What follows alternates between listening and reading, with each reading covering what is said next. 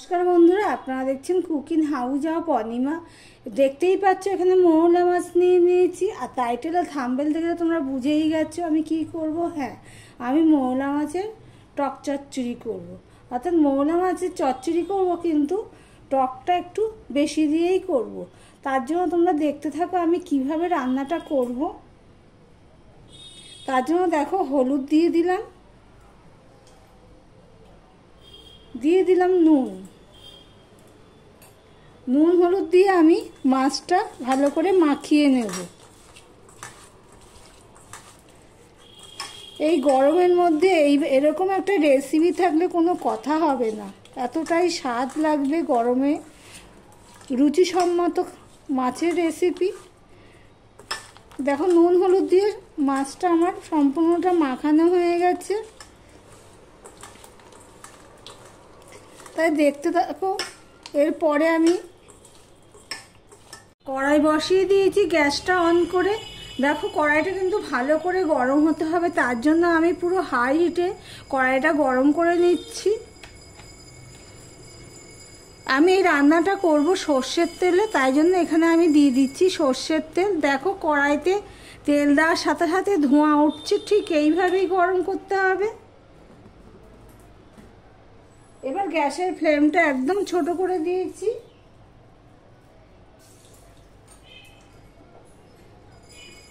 এবার তেলটা গরম হয়ে গেছে, তারপরেই কিন্তু আমি ছোট করেছি। এবার একে একে মাছগুলো আমি ভেজে নেব।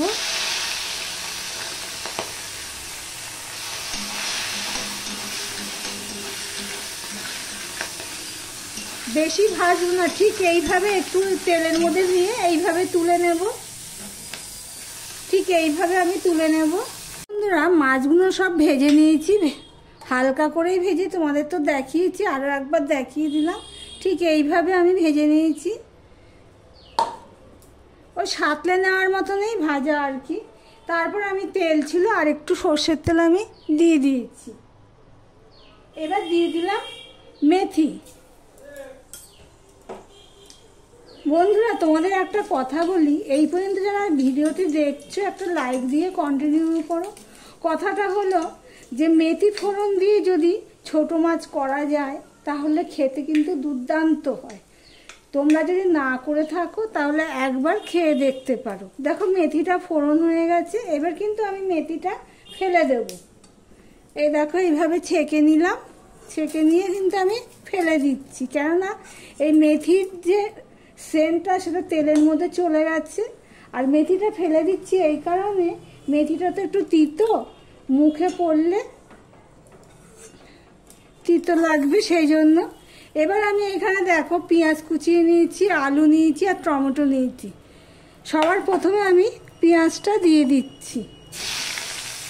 আর একটা কথা হলো, দেখো বন্ধুরা আমি যতটা আলু নিয়েছি ঠিক ততটাই কিন্তু আমি টমেটো নিয়ে নিয়েছি। তোমাদেরকে আমি দেখাচ্ছি, যেহেতু এটা টক হবে, টক চচ্চড়ি হবে, সেই জন্য দেখো টমেটো পরিমাণ আর আলুর পরিমাণ আর মাছের পরিমাণও ঠিক এতটাই। যতটা মাছ ততটা আলু ততটাই টমেটো। এবার পেঁয়াজটা আমি লাল লাল করে ভেজে নেব। যতক্ষণ লাল লাল করে ভাজা না হচ্ছে ততক্ষণ আমি ওয়েট করব। দেখো পেঁয়াজটা লাল লাল হয়েই ভাজা হয়ে গেছে। এবারে দিয়ে দিচ্ছি আলুটুকু।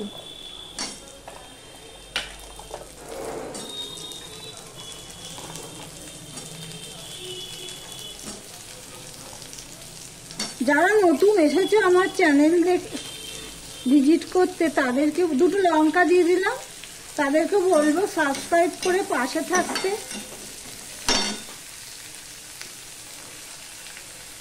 এবার দিয়ে দিলাম অল্প একটুখানি নুন, দিয়ে দিলাম অল্প একটু হলুদ। এবার নুন হলুদ দিয়ে আমি আলুটাকে ভালো করে ভেজে নেব। আমি কিন্তু দুটো কাঁচা লঙ্কা দিয়েছি। দেখো আলুটাও ভাজা হয়ে গেছে। এবার আমি মশলা দেব। আলুটা প্রায় অর্ধেকের বেশি সিদ্ধ হয়ে গেছে ভাজার সাথে। হলুদ দিয়ে দিলাম, হাফ চামচ আমি লঙ্কার গুঁড়ো দিয়ে দিলাম, হাফ চামচের একটু বেশি আমি জিরের গুঁড়ো দিয়ে দিলাম, আর ধনের গুঁড়ো দিয়ে দিলাম হাফ চামচের একটু বেশি। এবার যে টমেটোটা আমি কেটে রেখেছি সেই টমেটোটা আমি অর্ধেকটা দিয়ে দিলাম, আর অর্ধেকটা আমি রেখে দেব। আমি জিরের গুঁড়োটা একটু কম দিয়েছি আর ধনের গুঁড়োটা একটু বেশি দিয়েছি। আমি অল্প একটু জল দিয়ে দেবো, মশলাটা তাহলে ভালো করে কষানো যাবে।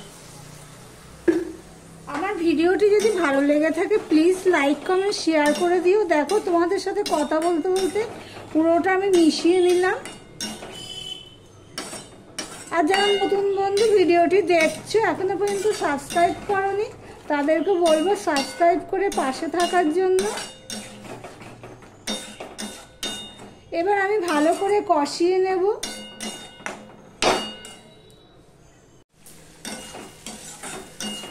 দেখো বন্ধুরা মশলাটা কষানো হয়ে গেছে, তেল ছাড়তে শুরু করেছে। এই অবস্থায় আমি এখানে দেখো লঙ্কা আর টমেটো রেখেছিলাম সেটা আমি দিয়ে দিলাম, দিয়ে একটুখানি মিশিয়ে নিলাম। আমি এই টমেটোটা লাস্টে দিলাম এই কারণে, এমনি কষানোর সময় তো টমেটো দিলে টমেটোটা গলে যায়, কিন্তু এটা একটু গোটা গোটা থাকবে সেই জন্যই আমি এইভাবে দিলাম। এবার তোমাদের সাথে কথা বলতে বলতে দেখো আমি জল দিয়ে দিয়েছি, গ্যাসের ফ্লেমটা হাই করে দিলাম কেননা ফুটতে হবে তাড়াতাড়ি সেই জন্য। এবারে ভেজে রাখা মাছটাও আমি দিয়ে দেব।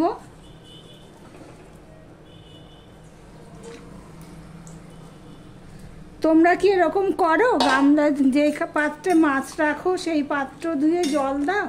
আমি দিই। আর কে কে এইভাবে দাও কমেন্ট করে জানিও। আমি একটুখানি হয়েছে কিন্তু মাছটা তো পুরোপুরি ভাজা হয়নি, সেই জন্যই আমি জলটা দিলাম যাতে মাছটা সিদ্ধ হয়। এবার আমি ঢাকা দিয়ে দিলাম। আমি ঢাকা দিয়ে 2 মিনিটের মতন রেখে দিয়েছিলাম, ফুটিয়ে নিয়েছি। এবার ঢাকাটা আমি খুলে দিলাম, দিয়ে তোমাদের সামনে আসলাম। দেখো বন্ধুরা হাই হিটেই রয়েছে। এবার আমি মিডিয়াম টু লো করে দেব।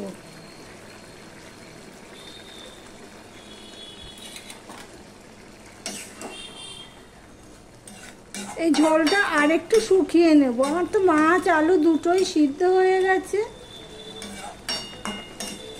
এবার ঝোলটা যতখানি আছে আমি শুকিয়ে নেব, যেহেতু টক চচ্চড়ি হবে ছোট মাছের সেই জন্যই আমি ঝোলটা শুকিয়ে নেব, চচ্চড়ি টাইপেরই করে নেব।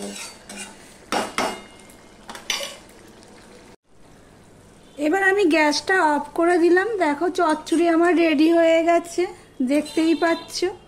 সার্ভ করার জন্য আমি একটা ছোট থালায় নিয়ে নিচ্ছি। তাহলে আমার এই টক চচ্চড়ি ছোট মাছের তোমাদের কেমন লাগলো কমেন্ট করে জানিও।